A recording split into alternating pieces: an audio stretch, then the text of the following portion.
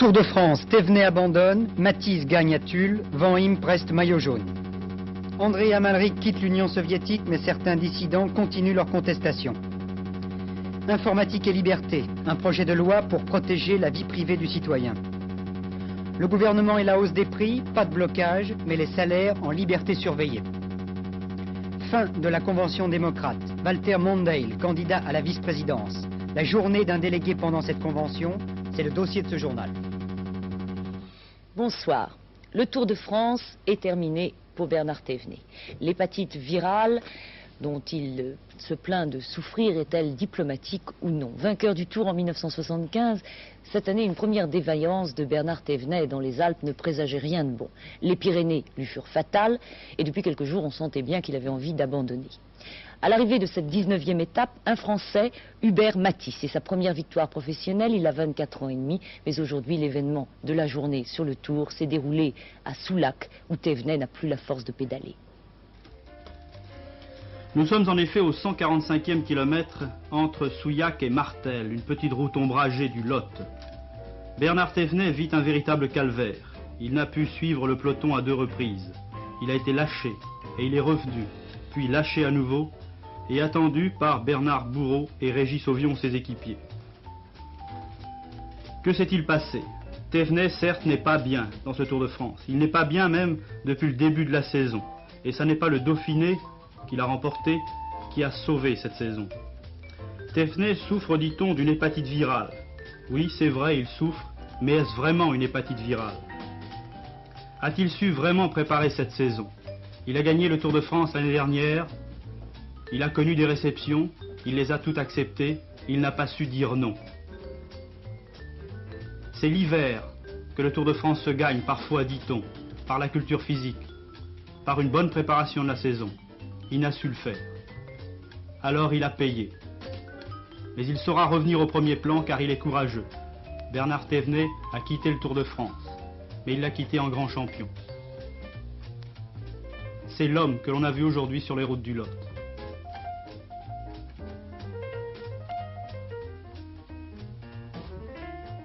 Pendant ce temps, un jeune, il a 24 ans et demi, Hubert Matisse, se jouait des meilleurs. Il est parti au 66e kilomètre et finalement, il a remporté cette épreuve, cette étape même, à Tulle.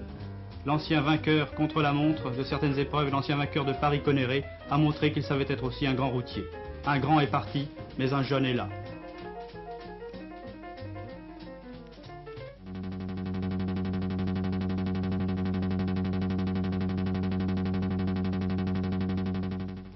André Amalric, accompagné de sa femme, est arrivé à Amsterdam. L'historien contestataire avait quitté Moscou ce matin, mais jusqu'au dernier moment, André Amalric, craignant de voir son départ retardé par les tracasseries des autorités soviétiques, comme cela avait été le cas pour Léonid Pliouch. Il a confié à ses amis dissidents comme lui, qu'il avait accompagné à l'aéroport, qu'il était triste de partir et qu'il espérait que cette absence serait temporaire et qu'il pourrait revenir en URSS. En début d'après-midi, il débarquait à Amsterdam. Comme les autres dissidents débarqués de Moscou, André Amalric aura connu un premier contact assez rude avec l'Occident. Groupe compact de journalistes, flash de photographes, bousculades, mais aussi une gerbe de fleurs pour son épouse. On s'écrase pour voir de près l'auteur du pamphlet « L'URSS survivra-t-elle en 1984 ?» On veut approcher cet homme de 38 ans qui, après Solzhenitsyn, le mathématicien Pliouch, l'écrivain Signavski, préfère l'exil à l'étouffement.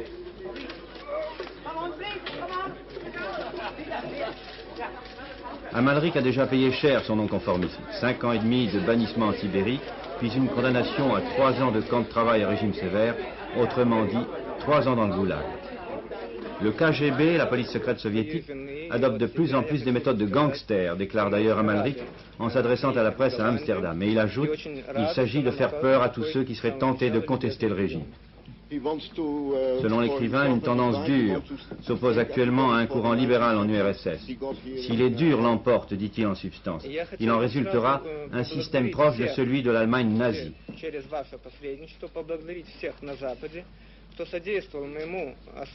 Amalric n'a pas de projet précis, il viendra à Paris pour rencontrer ses amis russes émigrés, puis se rendra aux États-Unis où il doit faire une série de conférences à l'université de Harvard.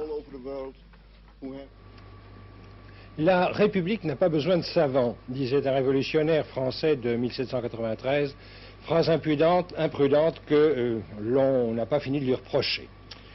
On se demande parfois aujourd'hui si l'Union des républiques socialistes soviétiques a besoin d'intellectuels, tant elle s'applique à les expulser. Et pourtant, il semble que pour chaque contestataire que le Kremlin fait exiler, un remplaçant prenne la relève, si l'on en juge par les dernières nouvelles que nous recevons de Moscou. Signature par Andrei Sakharov et 22 savants soviétiques d'origine juive d'une lettre dénonçant les persécutions dont souffrent certains scientifiques en URSS. Signature encore, mais par les représentants de différentes églises chrétiennes, d'un appel condamnant la situation de la religion et des croyants soviétiques. Création par des intellectuels soviétiques d'un comité chargé de surveiller l'application des accords d'Helsinki relatifs, vous le savez, aux droits de l'homme. La liste de telles initiatives s'allonge. Il semble donc bien que pour un Amalric qu'on expulse, il y ait pas mal de remplaçants. 20 minutes, c'est un record de rapidité. Le temps de faire le tour des États. Et hier, dans la nuit, au Madison Square Garden, Jimmy Carter était confortablement désigné comme candidat démocrate aux prochaines élections présidentielles. Discipline inhabituelle pour le Parti démocrate que cette unanimité, surtout si l'on considère que l'ancien gouverneur de Géorgie, le planteur de cacahuètes, était un inconnu avant la campagne et n'a pas été imposé par l'appareil du parti. Les Américains attendaient avec impatience le nom du candidat à la vice-présidence. Eh bien, Jimmy Carter a choisi ce matin le sénateur du Minnesota, Walter Mondale. C'est le triomphe romain, c'est le raz-de-marée, l'ovation. Le Madison Square Garden vient d'élire son vainqueur. Jimmy Carter a une très large majorité. Maintenant, la fête est finie, la salle est vide ou à peu près, il n'y aura plus qu'une seule séance et on commence vraiment à travailler. Au petit matin, le candidat élu a choisi un adjoint pour former ce qu'on appelle ici le ticket, c'est-à-dire le tandem qui dirigerait le pays en cas de victoire des démocrates. Et Jimmy Carter a choisi un homme qui est pratiquement son contraire, ou plus exactement son complément, Walter Mondale, 48 ans, sénateur du Minnesota. Mondale est un homme du Nord, alors que Carter, vous le savez, est un homme du Sud. Mondale est un libéral dans le Parti démocrate, alors que Carter, disons, est plutôt conservateur. Et enfin, et surtout, Mondale, depuis 10 ans, est sénateur, il connaît parfaitement Washington, que Jimmy Carter déteste. Un ticket astucieux en quelque sorte. Ce soir, Jimmy Carter prononcera un grand discours politique ici, dans cette salle du Madison Square Garden. Ce sera le premier discours de la campagne électorale proprement dite, à la suite de quoi les délégués de la Convention démocrate pourront repartir chez eux assez fiers d'avoir retrouvé leur unité.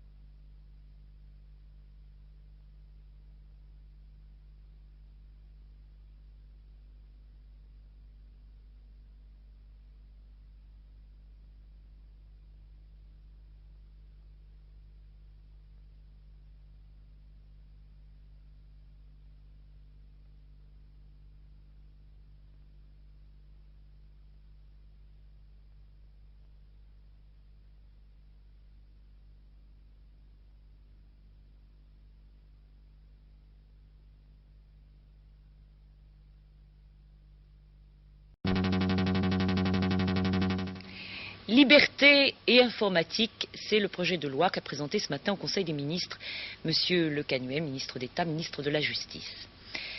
Dans l'absolu, on peut affirmer que la liberté naît de la connaissance. Mais quand il s'agit des ordinateurs, ces robots du renseignement, c'est l'inverse qui se produit et la liberté du citoyen est en péril. Dès 1972, M. Michel Poniatowski, qui était alors secrétaire général des Républicains indépendants, mettait en garde, dans un de ses ouvrages, le pouvoir des dangers de l'informatique et de la nécessité de créer des garde-fous. en 1972, M. Poniatowski n'était pas ministre de l'Intérieur. Or, à qui peut profiter un super ordinateur regroupant toutes les informations, à la police bien sûr? Eh bien, en sortant du Conseil, Michel Poniatowski a été net, la liberté des Français ne sera pas limitée par le fichier informatique. En 72, donc, en France, ce n'était déjà plus tout à fait de la science-fiction, mais un jour, on s'est aperçu que l'on vivait le temps de l'ordinateur et que nos libertés étaient réellement menacées. Tout commence en 1974. Un certain projet Safari jette l'émoi dans les milieux politiques d'abord, dans le public ensuite.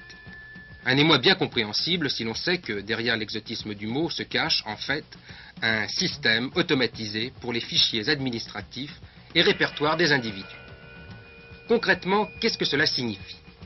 Eh bien, il s'agit dans un premier temps de centraliser au ministère de l'Intérieur, grâce à un puissant ordinateur, près de 100 millions de fiches réparties dans les 400 fichiers des services de police. Pour certains, c'est la porte ouverte à la mise en fiche des citoyens. En effet, en rassemblant les données enregistrées dans les mémoires et les fichiers des divers services publics ou parapublics, tels que services de police, ministère de la Justice, ministère des Armées, Sécurité sociale, banques, etc., en rassemblant ces données, on peut, d'une seule pression sur un bouton, tout savoir sur un individu. Pour éviter les abus que cette pratique pouvait entraîner, M. Messmer, alors Premier ministre, mettait en place une commission intitulée « Informatique et liberté ». Le projet de loi présenté aujourd'hui par M. Le Canuet au Conseil des ministres s'inspire très largement du rapport de cette commission. Que prévoit-il? Tout d'abord, la création d'une commission de contrôle de 12 membres qui remettra chaque année un rapport au président de la République. Le contrôle de cette commission s'exercera aussi bien sur le secteur public, où les traitements informatisés au profit de l'État et de l'administration devront faire l'objet d'un avis de sa part, que sur le secteur privé, où ils seront obligatoirement soumis à une autorisation préalable. En outre, l'accès direct des citoyens aux fichiers est expressément prévu par le rapport. Ainsi, toute personne qui pense figurer dans un fichier informatisé pourra demander à ce qu'on lui communique en langage clair les renseignements figurant sur sa fiche. Et il pourra éventuellement les faire rectifier. Exception à ce principe, les renseignements touchant à la sûreté de l'État, à la défense nationale et à la sûreté publique. Enfin, toute personne interrogée à un titre ou à un autre devra être informée du caractère obligatoire ou non de ses réponses. Et surtout, on devra lui dire à qui seront adressées ces réponses. Bien évidemment, ne pourra être conservée aucune donnée relative à la race, à la religion ou à l'appartenance politique d'un individu. Le projet présenté ce matin au gouvernement va donc assez loin. Mais ne vient-il pas un peu tard? L'opération Safari est en effet déjà très avancée. Et l'on peut se poser une question, le gouvernement a-t-il vraiment les moyens de préserver les libertés individuelles? Oui, il se les donne, ou plutôt il les donne à la nation par ce projet de loi qui permet de faire qu'à l'avenir, aucun Français ne pourra être fiché, d'abord sans le savoir, et deuxièmement sans cette garantie, cette surveillance assurée par cette commission nationale composée pour moitié de hauts magistrats. C'est important car effectivement il faut défendre les libertés individuelles et ce texte qui en soi est capital, qui d'ailleurs est une préoccupation déjà ancienne puisque le président de la République l'avait déjà évoqué dans sa campagne électorale, puisque M. Poniatowski, quand il était député, avait fait lui-même une proposition de loi à ce sujet. Ce texte rentre donc dans le cadre d'un ensemble de libertés que le gouvernement, sur la demande du président de la République, essaie justement d'affermir, de confirmer depuis 2 ans. Ce que nous souhaitons depuis 2 ans, c'est au contraire maintenant développer toutes ces libertés dans un monde, n'est-ce pas, de 160 ou 180 États, dans lequel il y a au maximum 20 États réellement démocratiques. Et dans ces 20 États, il y a évidemment la France, et qui en tant que société libérale avancée a le souci de pouvoir, comme elle l'a fait en 89, donner l'exemple au reste du monde. Le Conseil des ministres a fait en outre le bilan de la session parlementaire de printemps. Et M. Valéry Giscard d'Estaing a commenté en ces termes le vote de la loi sur les plus-values, une décision de justice et d'égalité. Et il a demandé à M. Fourcade de veiller à ce que la loi soit mise en œuvre avec simplicité et en évitant toute complication. Enfin, le gouvernement a souligné le succès de l'horaire d'été, tout d'abord sur le plan économique et puis sur celui de la popularité dans le public, et il a décidé qu'en principe, eh bien, on vivrait à la même heure durant l'été 1977. Quand on n'est pas spécialiste, il y a de quoi perdre son latin. On est sorti de la crise, chacun se plaît à le reconnaître, mais voilà que l'automne se présente mal. Et cette fois-ci, ce n'est pas le chômage qui inquiète, bien qu'un bon nombre de jeunes rechercheront du travail dès septembre. Non, ce qui inquiète, c'est l'inflation. Hausse des prix, hausse des salaires, nous voilà de nouveau dans le cercle vicieux. Cela n'a pas échappé au gouvernement et M. Durafour, s'il a en projet de revoir complètement le système d'indemnisation du chômage et l'efficacité de l'Agence pour l'emploi, le ministre du Travail donc désire s'attaquer également à la hausse des salaires qu'il estime trop forte. Cependant, il n'envisage pas de mesures autoritaires. Si les salaires augmentent exagérément, cela crée de l'inflation. L'inflation crée le chômage et le chômage crée la disparition des revenus. Si donc les salaires augmentent exagérément, à la fin du cycle, il y a la suppression même du revenu. Alors comment le gouvernement peut-il agir en ce domaine? Eh bien, je répondrai que la politique gouvernementale est fondamentalement une politique contractuelle. Je veux dire par là que les partenaires sociaux, les syndicats ouvriers et d'employés, les syndicats patronaux discutent entre eux des salaires. Et nous n'entendrons pas interférer dans cette discussion. Il n'y aura pas de conférence à l'échelon national entre patrons et syndicats. Il n'y aura pas un nouveau Grenelle. Il n'y aura pas quelque chose de cette nature. Je ne sais pas quelles peuvent être les conférences qui peuvent exister entre le patronat et les organisations syndicales. Cela les concerne. Le gouvernement, en tout cas, ne provoquera pas une conférence de cette nature. M. Durafour donne ainsi, bien timidement, le départ à ce qui voudrait être une politique des revenus. Qu'est-ce qui se cache là-dessous? Le gouvernement, avec l'ensemble des Français, constate que les prix ont tendance à s'accélérer. Pour freiner cette hausse, on peut agir sur ses causes, sur celles qui paraissent les plus accessibles, en premier lieu, les salaires. Mais comme on ne veut pas avoir l'air de s'en prendre aux seuls salariés, on appelle pudiquement cette tentative politique des revenus. En réalité, le gouvernement ne peut agir directement et efficacement que dans le secteur public, là où il est le patron.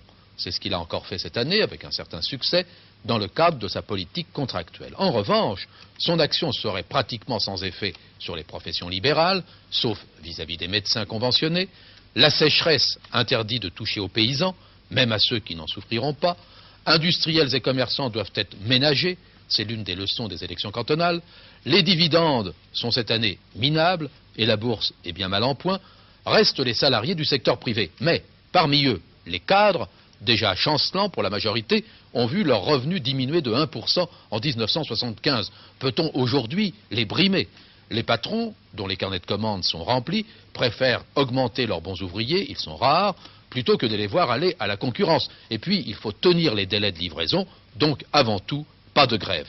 Quant aux syndicats, jusqu'ici, pas un seul, même parmi les plus accommodants, ne s'est déclaré prêt à contresigner un accord qui, dans le secteur privé, limiterait la hausse des salaires. Il y faudrait de sérieuses contreparties. Bref, dans l'état actuel des rapports entre les forces sociales en France, une politique des revenus, même limitée au salaire, relève du rêve. Il n'est pas interdit de rêver. Dès hier soir, nos envoyés spéciaux vous présentaient les premiers commentaires des habitants de Trave, après l'expédition punitive du commando qui, le matin, avait incendié la maison de l'ancien colonel SS après l'avoir probablement abattu. Et aujourd'hui, on assiste à une condamnation quasi unanime de cet acte criminel. La Fédération du Parti communiste de la Haute-Saône, tout en condamnant sans réserve aucune, souligne, et je cite, la lourde responsabilité prise par les pouvoirs publics qui se sont refusés à l'expulsion de Joachim Peiper. Le président de la Ligue des droits de l'homme, M. Henri Noguer, déclare que, quelle que soit la victime et quels que soient ses agresseurs, il s'agit là d'un acte de violence intolérable et que la Ligue des droits de l'homme doit condamner sans restriction ni réserve. Enfin, pour le ministre de la Justice, M. Le Canuet, il n'est pas admissible de se faire sa justice soi-même. Mais ce soir, en Haute-Saône, il subsiste encore de nombreux mystères dans l'affaire Peiper. Parce que le corps calciné retrouvé dans les décombres de la maison est très difficilement identifiable, l'imagination aidant, les hypothèses de mystère et de machination se succèdent. Le corps est-il celui du colonel allemand? N'est-ce pas une machination pour dissimuler la fuite de Joachim Peiper? Plus vraisemblable est l'attaque d'un groupe de vengeance sans que l'on puisse, bien sûr, certifier l'identité de celui-ci. Quant aux assaillants, ils sont jugés sévèrement. La personnalité de leurs victimes n'excuse pas leur acte. Comme ministre de la Justice, je ne peux pas admettre qu'un groupe de personnes, est-ce que ce sont des Français ou des étrangers, je l'ignore à l'heure actuelle, se fassent justice eux-mêmes. Et par conséquent, je peux vous dire que la justice va s'employer à rechercher les coupables et à les juger. Mais il ne sera pas dit que dans un pays comme la France, la violence puisse s'accomplir au gré de groupes qui agissent suivant leurs impulsions. C'est un acte en soi, et quelle que soit la victime, intolérable.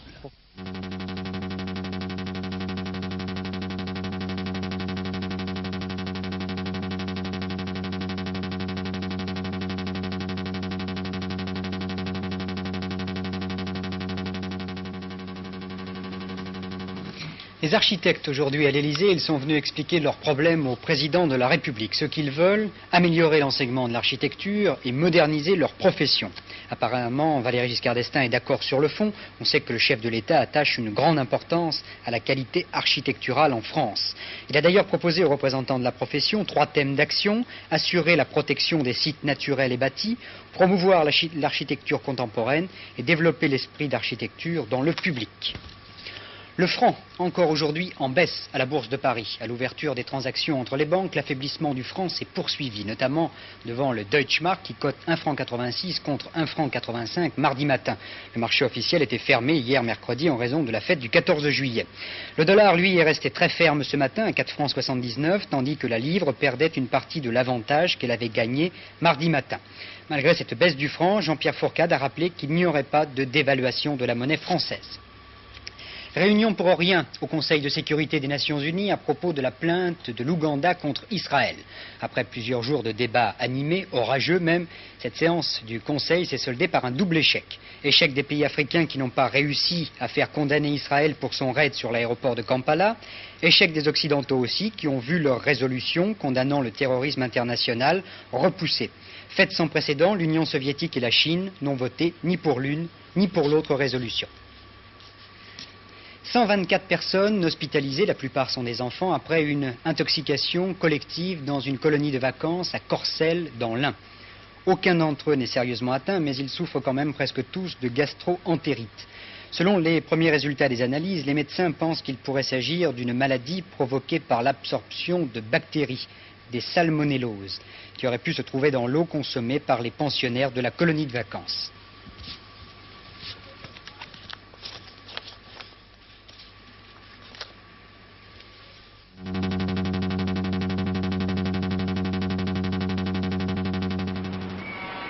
« 5000 délégués venus des 50 États des États-Unis pour désigner et supporter le nouveau héros des démocrates, Jimmy Carter. Ces délégués ne sont pas des professionnels de la politique, mais ils font acte politique chaque jour, ici, pendant la Convention, et quand ils retournent dans leur État. Voici un d'entre eux. Il s'appelle Rufus Phillips. Il s'exprime en français, c'est presque un exploit, et il vient de l'État de Virginie.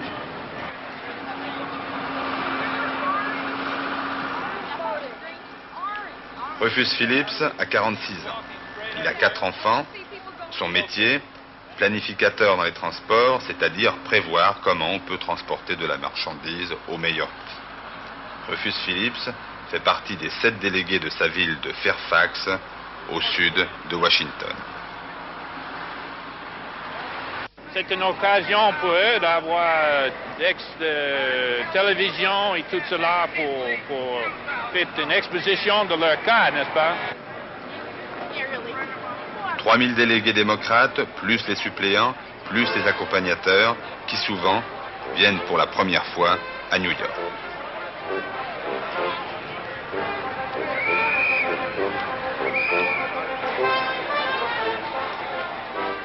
Rufus Phillips est au parti depuis 5 ans. Candidat malheureux à la députation de son État de Virginie il y a 2 ans, il est cette semaine un délégué fervent.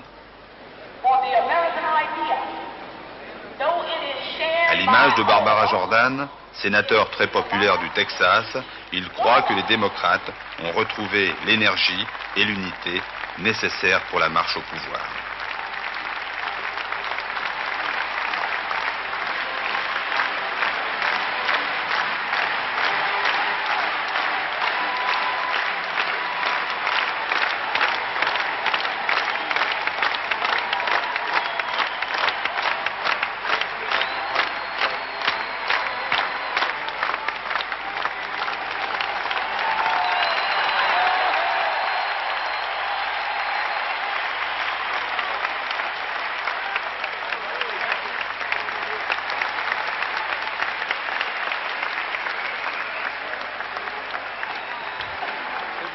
combien de... C'était formidable. Oui. Non. Pourquoi? C'est pas, elle a quelque chose dans son esprit qui est fantastique. Est-ce qu'elle va aider à refaire cette unité du Parti démocrate dont on parle? Oui. Et j'ai l'impression qu'elle va être le président dans 8 ans. Ah, vous dites qu'elle pourrait être présidente dans 8 ans? Oui. Je crois. Voyez la réponse. Vous allez voir qu'elle va avoir une réponse ici jusqu'au niveau de Carter même. C'est formidable.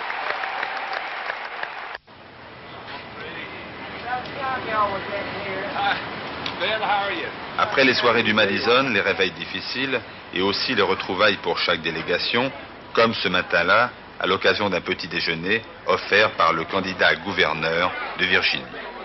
Rufus et tous ses amis, qui ne pourront approcher Jimmy Carter à New York, ont cette fois une consolation. Un des 3 fils Carter, Jacques et sa jeune femme Judith, assistent au petit déjeuner et font chacun un petit discours avant de faire le tour des tables, apportant la preuve que Jimmy Carter ne néglige personne et ne laisse rien au hasard dans cette campagne. Rufus Phillips, qui explique ici au fils Carter qu'il est en train de tourner un film avec la télévision française, Rufus aura au moins eu la chance de serrer par procuration la main de son candidat. Est-ce que lorsqu'on est délégué, on se dit après tout un jour je serai peut-être gouverneur et puis ensuite candidat à la présidence? Si un Carter peut venir de Plains, Georgia au président, je crois que tout est possible dans ce pays. C'est une bonne chose? Oui. Je crois que ça, c'est la fondation de notre politique et du support que le gouvernement a de notre peuple. Mais alors en même temps, il y avait ce parti démocrate qui avait subi un échec fantastique il y a 4 ans avec McGovern, et aujourd'hui, on le retrouve soudé, unifié, derrière un seul homme dont on dit qu'on ne sait pas qui il est. Comment peut-on expliquer ça? Bon, je crois que nous avons appris une leçon, qu'il faut d'abord écouter le peuple américain. Il faut que le parti même soit réuni si nous avons gagné quelque chose. Et aussi, je crois que ça vient des résultats de ce que les républicains ont fait avec leur mandat. C'est-à-dire qu'ils ont abusé les pouvoirs et que maintenant nous avons une grande chance de recapturer la présidence, pas seulement pour nous, le parti, mais pour le pays.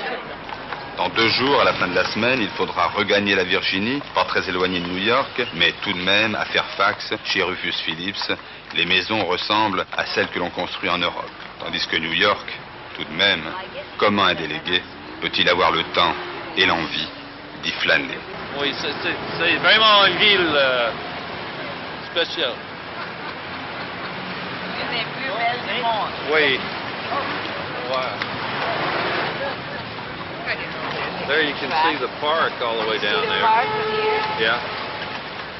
Rufus Phillips préfère terminer son temps libre en allant encore une fois du côté de l'Americana, l'hôtel de Jimmy Carter, au cas où le candidat désigné apparaîtrait au milieu des gadgets, des supporters, des policiers et des picassiers.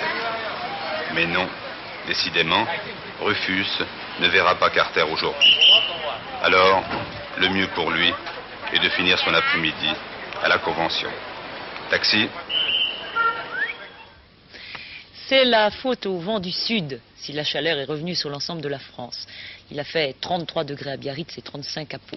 Pour demain, eh bien, on prévoit de la chaleur encore, mais dès le matin, des nuages accompagnés de pluie se répandront sur les régions du nord, de la Loire, au Pas-de-Calais. Des orages dans l'après-midi des Pyrénées au bassin parisien et aux Ardennes. La rédaction d'Antenne 2 se joint à moi pour vous souhaiter une très bonne soirée. À demain, bonsoir. Et avant de refermer ce journal, parmi les titres que nous avons développés, voici ceux qu'il faut retenir.